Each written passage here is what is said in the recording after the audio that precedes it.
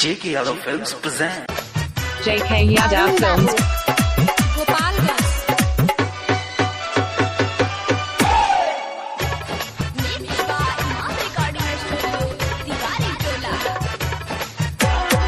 दीदी के भाग बड़ा चानी बाए भौजी भौजी भौजी बुझना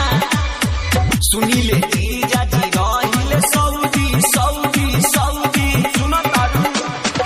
दीदी के भाग बड़ा चानी बाए भौजी सुनी ले जीजा जी रहिले सऊदी सखी के मरदा मिलो ड्राइवर सखी के मरदा मिलो ड्राइवर ना हट टेलर खींचेला तो का करी एगो हमार भातर बाकी बर्फ बेचेला एगो हमार भातर बाकी बर्फ बेचेला JK Yadav Films. दीदी के भाग बड़ा चानी बाए भौजी भौजी भौजी बुझना सुनी ले जीजा जी रहिले सऊदी सऊदी सऊदी सुनता दीदी के भाग बड़ा चानी बाए भौजी सुनी ले जीजा जी रहिले सऊदी सखी के मरदा मिलो ड्राइवर सखी के मरदा मिलो ड्राइवर ना हट टेलर खींचेला तो का करी एगो हमार भातर बाकी बर्फ बेचेला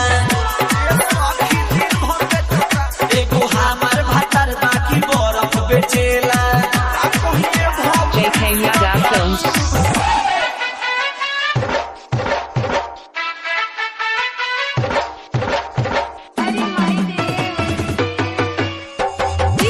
अरुण बाबू मोरा जवानी में लगावे न चूना हमार भातार भौजी मिलल नमूना मिलल बा नमूना हो मिलल बा नमूना मोरा जवानी में लगावे न चूना हमार भातार भौजी मिलल बा नमूना मदीना बात हमार एको नाही नतिया नतिया नतिया का कहिए भौजी रोजे उपास हमार रहतावे खटिया खटिया खटिया खटिया ए भौजी मदीना बात हमार एको नाही नतिया रोजे उपास हमार रहतावे खटिया केतना के बेचनी घरवा में आके केतना के बेचनी घरवा में आके फटाफट कलम से लिखेला एगो हमार भातर बाकी बर्फ बेचेला एगो हमार भातर बाकी बर्फ बेचेला